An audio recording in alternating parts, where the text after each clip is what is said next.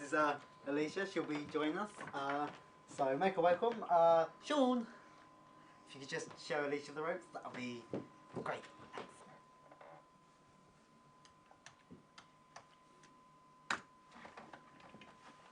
Hi, I'm Sean. That was David. That's Greg over there. Come on in.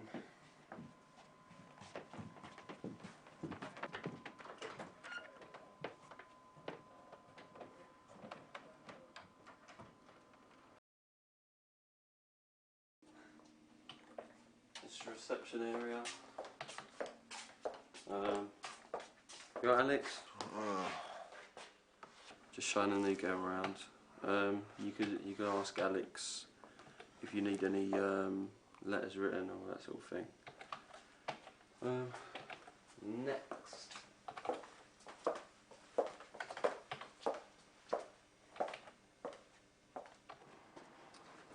It's a kitchen, fridge, you put your lunch in there, nothing in there. Yeah, that's about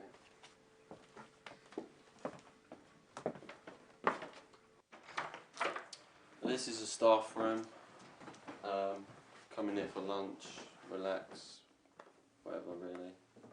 That's about it.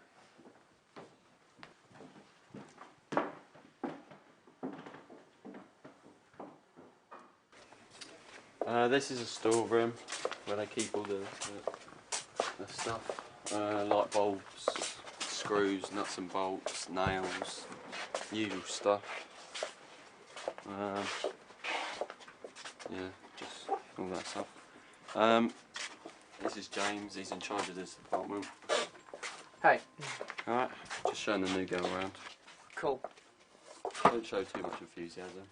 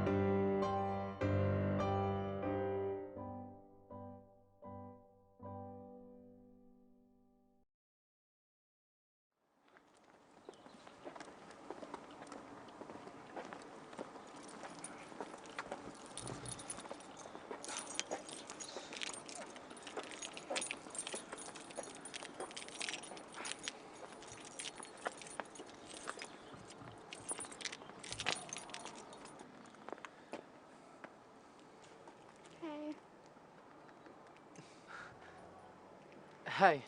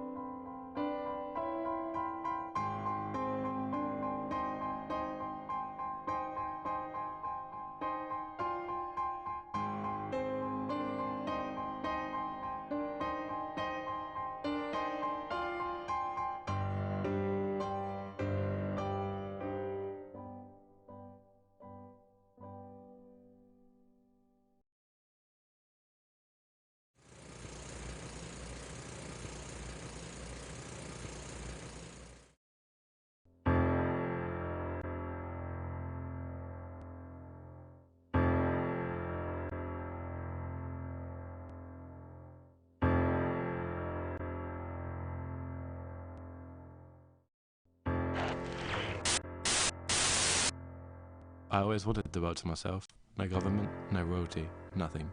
Shutting all the bad things out was hard for the dead side rising. Just another problem to add to the list. But when you have nothing, you start to appreciate what you had. It's hard to believe they used to be human.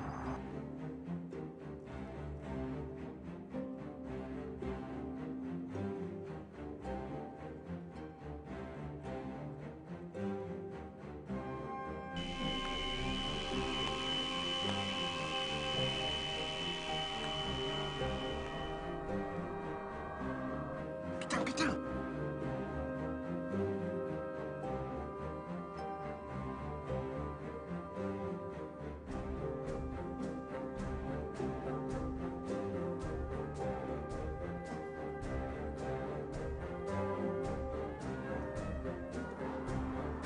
I don't think we can trust him. They're coming.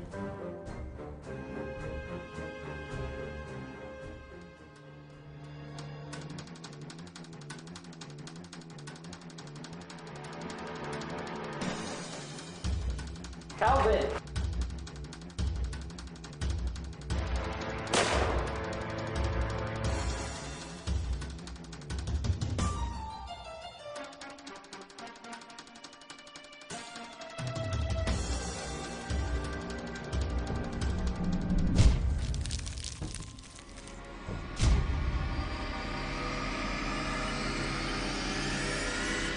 This is our extinction.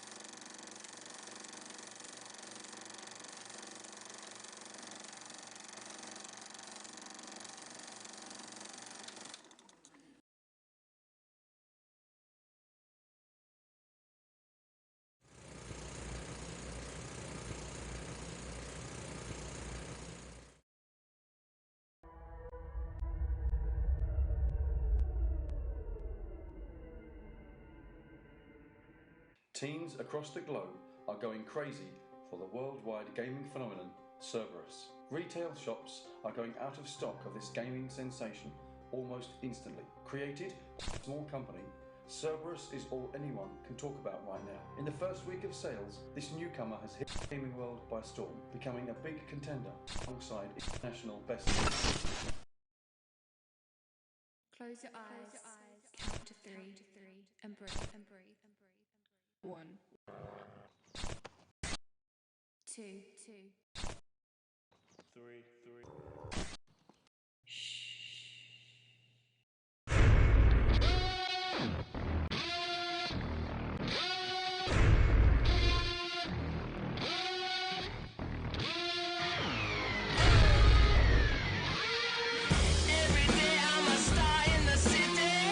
I don't know what you're talking about. I saw you in the shop. I know something's wrong with the game.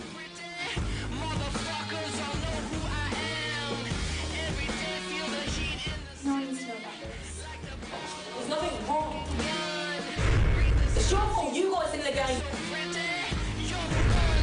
Get off me, what are you doing?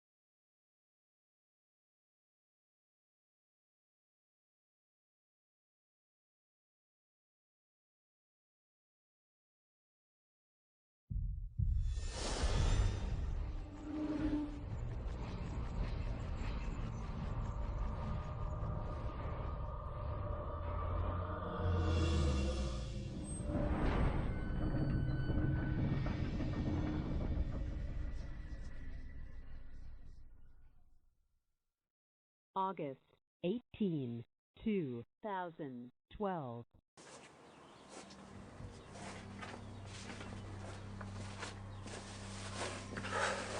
I'm tired. No, I think I'm losing my mind.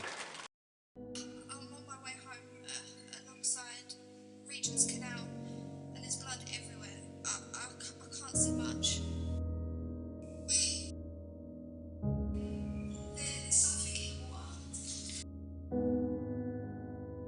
Found my next victim. Her name is Sarah.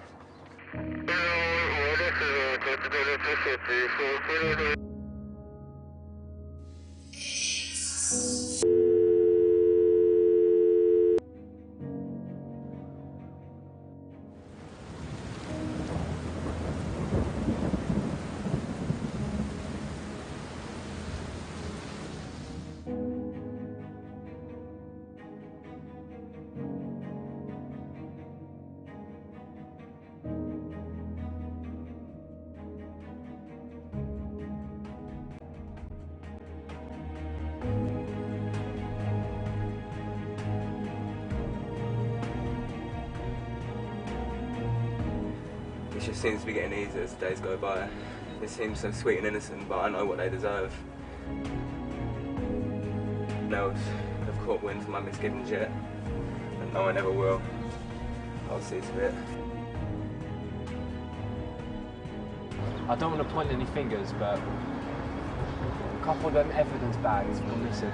Okay, I got an idea.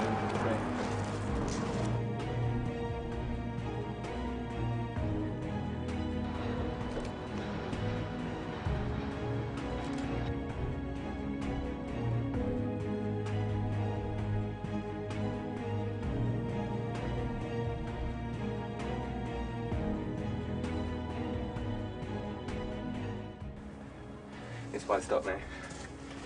I will kill again.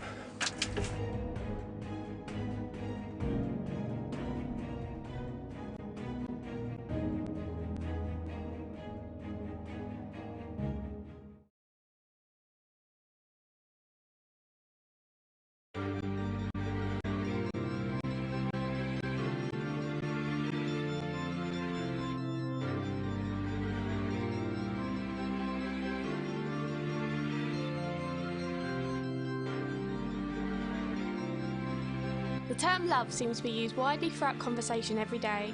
The meaning varies from person to person. With around 7 billion people in the world, love isn't just a relationship between two straight individuals. It can be between people of all ages, races, genders and ethnicities. Love is a mechanism that should control everything, and it should be the most important thing that people should live for. It's controlled by many mechanisms of the body, I guess. It's an instinctive thing. Sometimes it's a choice, sometimes it isn't. It's compulsion. It's a force that acts upon you in some moments, or in the case of your family, parents perhaps, brother or sister. But usually it means an infatuation with someone, a regard for their happiness, their safety, their enrichment, how they evolve, their choices. I think love is something that gives you the strength to protect things that are important to you, whether it's your friends, lover, family, or your dreams. Love is putting someone's needs before yours. I think love is something really beautiful. Can be between family, friends, or just lovers. Right, love is, it makes you sick, it makes you forget about reality, nothing else matters, it makes you feel bubbly, and yeah, that's love. I first met Charlotte at my mate's birthday. It was a fancy dress for cereal characters. I was of course Shreddy Man. Charlotte mistakenly got that wrong. I had no idea who I was. And I said Weetabix. Yeah, even though I said it on there. Clearly a Shreddy Man with the Shreddy's outfit. What's the best bit about it? That it said try me hard as well. Yeah, all the new stuff in it. But yeah, and apparently that was good enough to get some sort of interest from Charlotte. So I don't know why I liked him. I just saw him there, sat next to him, started talking to him. I don't know, and I just thought, he seemed pretty normal. I liked him as soon as I saw him. yeah, she seemed funny and nice. And then I came sitting next to you and taking photos of us. Yeah, you kept getting taken And lots then of I got pictures. my phone stolen, So they've we never been saw the seen pictures again. And then we saw each other at St Patrick's Day. and it was really awkward because we both knew each other, liked each other. Yeah, Like we looking didn't at each actually. other. Yeah, no, that was funny. But yeah, and it was all great from then on. Yeah. What happened was We because Prezzo. yeah, Went for a I meal. said to Dave, I was like, "Do you want to take me out for dinner on Thursday?" And he This was like, "Yeah, Thursday? sure. What do you like?" I was like, "I don't know." Italian. Yeah, sure. Okay. Then that was And, it. Yeah, that was it, and it was a very nice evening. And then Callum told Dave not to text me. Yeah, or I wasn't allowed to me. message him within a week, but I did. So he did. He And rang it worked me. out better. What did he do? I think I got to the restaurant early, made sure I had a pint, so I could actually talk and not like stumble. But yeah, and now we're happily together. Yeah. Like 1 year and It was like the quickest 2 meal months later. ever. Though. It was, yeah. It went like that. So it's always a good sign. Love, however, doesn't necessarily mean a physical attraction to a person. It also refers to a passion of a job or a hobby and the determination to be a success in what you love. For some, love can be felt spiritually, translated through different religions. Hi, I'm Dave Darko. I'm a makeup artist and I'm 35 years old. Well, I'm actually 34, but I'm nearly 35 and that's what people say. This is my little world. We are currently in level 13 tattoo studio, which is an amazing tattoo studio. And they have given us this little spot here to do my little dark work studio thing, which is over there, which you have to turn. Come this way. Ah. So, yeah, this is where we make monsters and creations and lots of stuff. It's really good. I started off doing it when I was like 18, 19. I used to buy really cheap makeup and like fake blood, and I used to lie in the road and pretend I was dead and try and scare the public. And it didn't really work because it didn't look very good. I've been doing it for quite a few years now, and at a professional level, yes. So I went to college and studied makeup at Christine Blundell Makeup Academy, which is in Camden, and it's a really expensive course. So if you think about doing makeup, you have to have a look around for all different courses because that's a really expensive one. But it was good. I took the best I could from it, and like I started doing loads of zombies to start off with, and like horror creations for little short films. And then I did Resident Evil, yes, Resident Evil 6. Did some zombies for that, and that was really good. And then I did some theatre productions, and I actually got to do a theatre production in a big church, and it was all about Ouija boards and like scary stuff, and that was really good. And then I did the fashion show, and then I started doing some more beauty makeup and all that sort of stuff, which is not really my forte, but I think as a makeup artist you've got to learn every single perspective of makeup. Yeah, I'm really passionate about this because I love like art. I'm really into art and I love creating characters and stuff like that. So it's really good to be able to do that onto real people and then put them in films, and then people watch the films and they're like, oh my god, that's amazing. So that's why I do it. It's like getting an impression and a reaction from the public, which I find enjoyable. I feel like a really bad Santa. What do you want for Christmas? A life? Right. Right. This is Ink 1. I think Ink 1. This is level 13's mascot kind of skeleton monster thing, and they had a skeleton which they nicely gave to me. She's a girlfriend, I believe. I covered the skeleton in this kind of latex stuff, put wires into him, built his kind of poses using loads of different kind of materials. So there's kind of expanding foam for the guts down here,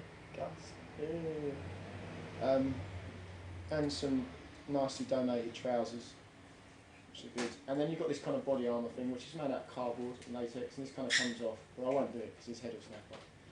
And so yeah, so this sits in the window, and it scares people. Hi, my name is Delisa Rabucci Harknett. I'm 19. I'm studying HNC Performing Arts at Havering College.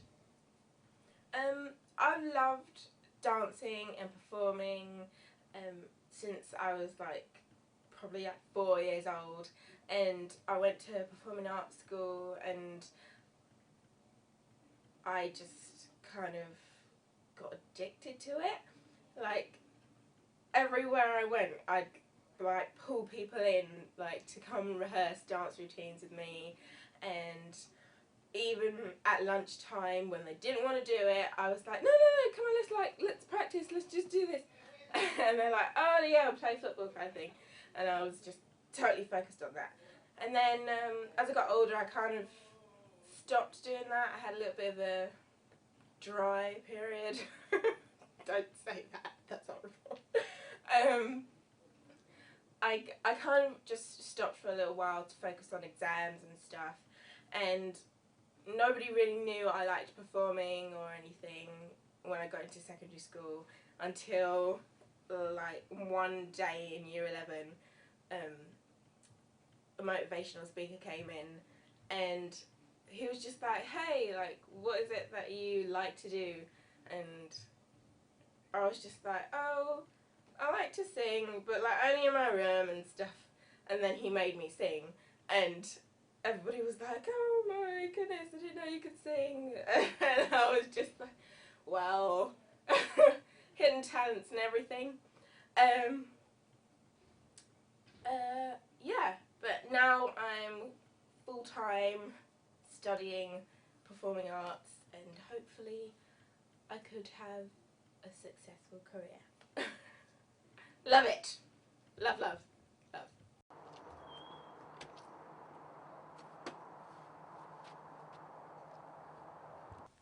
Hello, my name is Wendy Garnett, and I'm 62 years old, and I'm a retired person who does some volunteering work in my spare time. I believe in the Bible. I believe that is the book that shows God's love for us as human beings, and tells about the life of Jesus, who died for us. And I made a commitment when I was young. I understood and went to church and was taken by my parents every Sunday, and committed my life to serving God at that age. But as I got older and more things came in the way, I sort of drifted away. But then in 1992, as a married mum with a little 4-year-old girl, I thought it was important that she should learn also about God's love for her and have the opportunity to go to church. And I took her along to a church in Cranham, and it was there that I did a special course which helped me to understand as an adult all about the Christian faith. And I then was baptised and confirmed in the faith because I wanted to serve and follow Jesus. In January 2007, my daughter had just gone off to university the previous September, and one Sunday morning I went to church. There was going to be a special service, and my husband followed me. He was a little bit older. He was older than me, but we were very much in love, and we shared a lot of interests. And he was devoted to our daughter. But very suddenly on that Sunday morning, he collapsed, and actually he did die that morning. I didn't know it at the time. I was in a car taking me to the hospital. Somebody was driving me to the hospital, and I had the verse from Hebrews, from the Bible, that says that Jesus Christ is the same yesterday, today and forever. And I knew that God that I put my trust in earlier in my life when I was 40, that he would sustain me and keep me going, because that was on the railings of the hospital in Romford, where I was going to go and see how he was, and sadly he didn't pull through. But that gave me strength just to know that God was going to be there as he had always been. And Psalm 23 from the Bible is a great comfort to me, and I just read it over and over again at times when it's very hard, when it is hard, because it's not always easy, but it gives me strength, and it is the Lord is my shepherd. One thing my faith has done for me is given me much more confidence. I used to be very nervous when I was young, and I can always remember being at a church and being asked to do a reading, and I really was so nervous the words wouldn't even come out of my mouth. But God has actually healed that, and he took me back to that same church to do a reading for my nephew's wedding only very recently.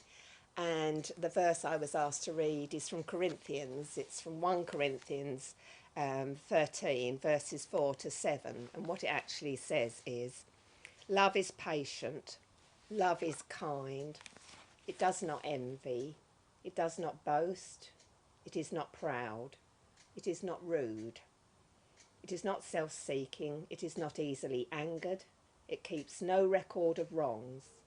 Love does not delight in evil, but rejoices in the truth. It always protects, it always trusts, it always hopes, and it always perseveres.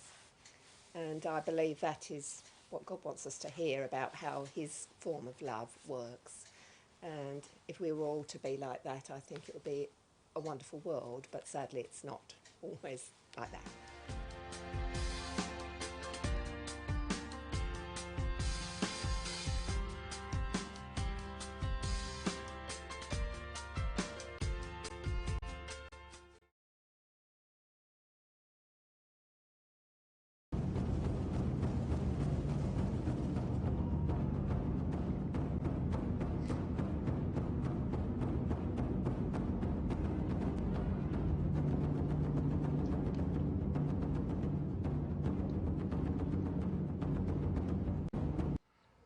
By my power I call upon the Ever-Night. By my power I summon that which has no name. By my power and the evil beyond all evil, I summon thee! But that's not how it started. It started like this, playing card games. I'm going to put this card down and this card. I'm going to attack you with one, and then I'm going to tap this card to bring out the instant shock. I hit you with 2 points of damage, which means you take 3 points of damage. Playing board games. If you match the bid that someone else has offered, then no one gets that treasure. So that's why it's sort of nice to try and keep them secret. And playing tabletop games. What, other than someone kicking me bloody door down? Yes. All very, very, very inspiring. But suddenly there was a scream, and there wasn't just one scream, there were lots of screams. It just carried on going and going and going until I thought I was going to go mad, and the whole building was shaking. All this meeting in a little hall or someone's house once a week. All this, it led to something much bigger. I've been role-playing for about 10 years now. The character that you had made on the sheet becomes you. You carrying out the actions that you would normally say, and just letting your imagination take control of the rest. I've been role playing for about 14, 15 years now. Playing your character, making them stronger, getting into fights with mythical creatures, and gaining experience. I've actually been doing tabletop roleplay for 30 years and live action roleplaying for about 20 years. I started just after I left university. Meeting 4 times every year and letting your character become a grand master at a skill that you love. Let's say lockpicking, or maybe something simple like strength. We have been role playing for about 3 years. Working in a team, it makes so much difference.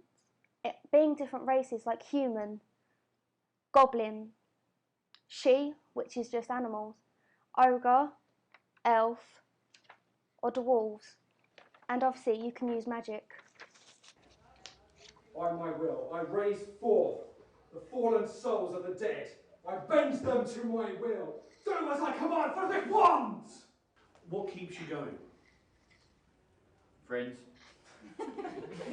What keeps me going is the young generation coming in with new ideas and expanding on the stuff that we've already been doing for years.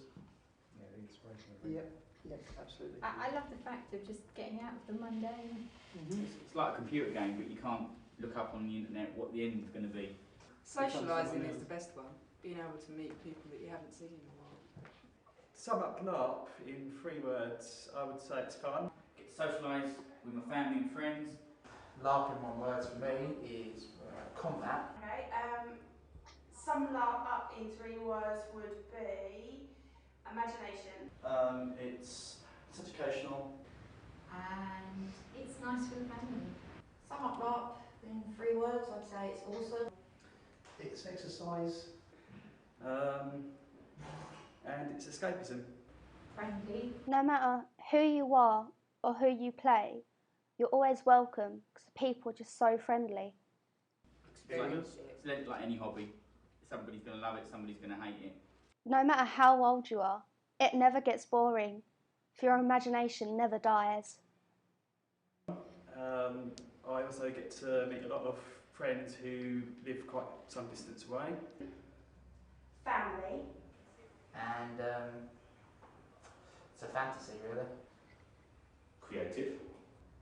And outdoors. Family, fun and mud.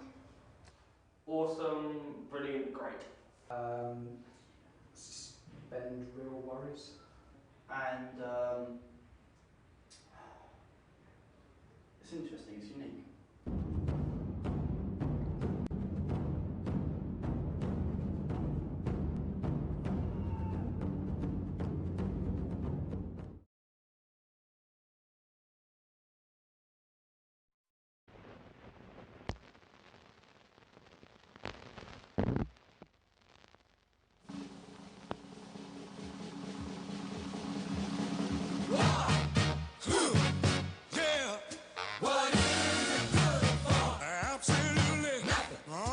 These guns you see behind me are relics of the First and Second World War, something that for the new generations seems like an age ago. To be seen in black and white films and history classes, war feels distant and not real, and yet it still very much is. As times have gone by, the act of war has changed and evolved, becoming more driven by greed and power. Things are no longer black and white or as clear-cut as our history books would have us believe.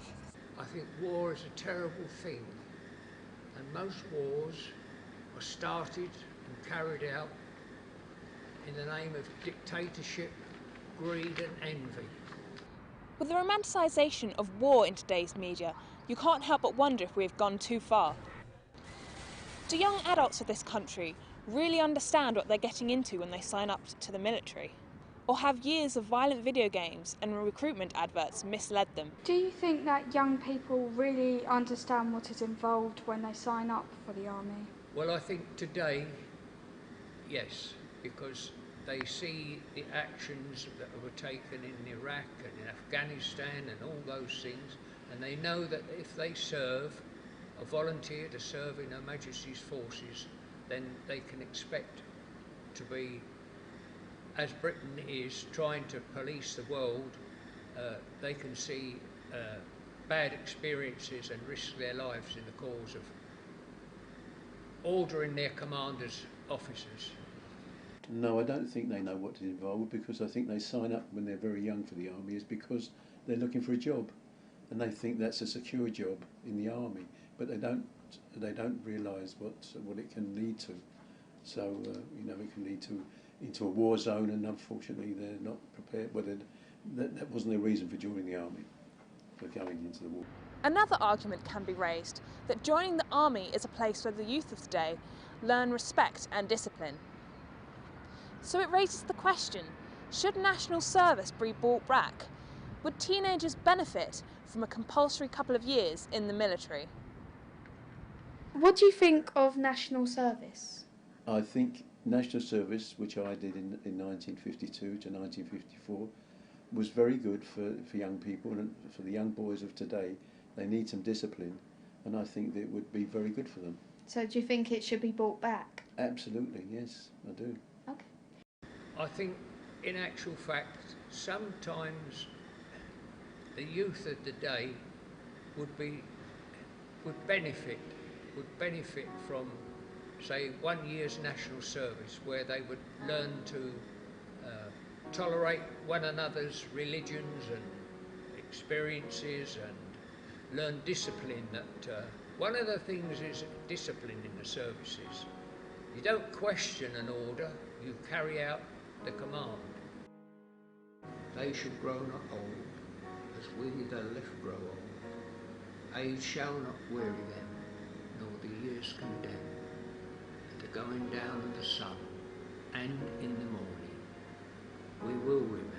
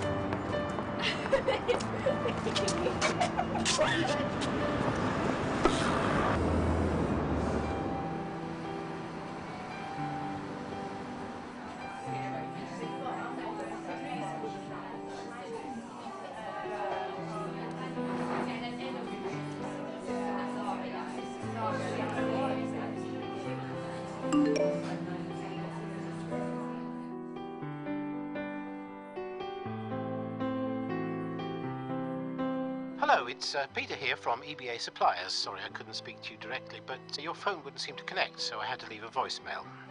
I'm really sorry to say that your job application has been unsuccessful at the current moment in time. We'll keep your details for future reference. Best of luck for the future. Goodbye.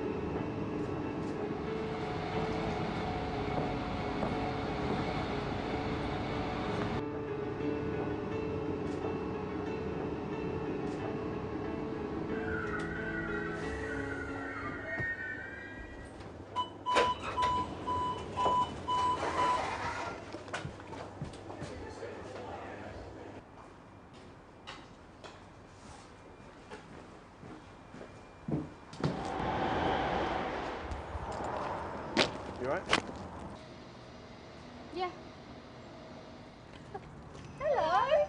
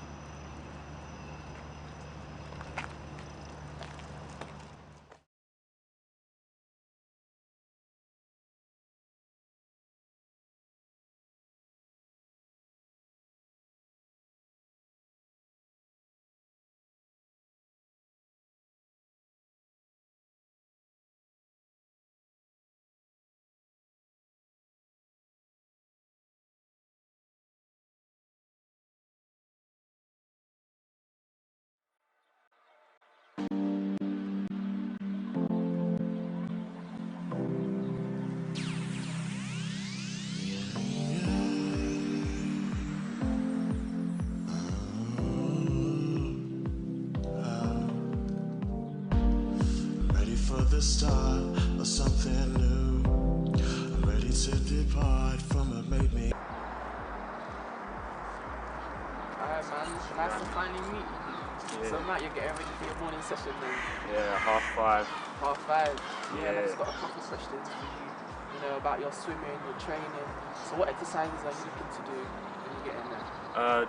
Just gonna do a warm up, like a couple of 100 meters, and then do a main set, and then just pull down. So how long do these sessions normally last? About an hour and a half. I'm ready for your love. I'm ready for your love. I'm ready for your love. Whoa. I'm ready. Yeah, working our skills. Did you eat breakfast as well to give you lots of energy? Yeah, I always have I don't eat big before I go. I always Yeah. just have a little snack. A little snack? Yeah, a little snack, give me some energy after I think sleeping and that. Now Matt, I heard you got like competitions coming up, so... Yeah, I've got one this weekend, Essex Championships and that. I'm ready to be on and shake my hands. Most of all, I'm ready for your love. So how often do you come to these sports centres? I go to this one every day during the week, so 5-6 times. I might do 2 sessions there. I go to a few other ones, do long distance training at 50-metre pole. And Ready for your love, your love. Ready for your love, your love. Ready for your love, your love. Your love. So how do you get mentally prepared for that? Like what sort of things do you do? you just got to have the mentality that you're going to win, and then it will come to you. Your training will pay off. And who like inspires you to like be the best at the game? Well, obviously the best in the world, like Olympians like Michael Phelps. Definitely, yeah, he's one of the greatest ones ever. Baby, I'm ready for you to be by my side.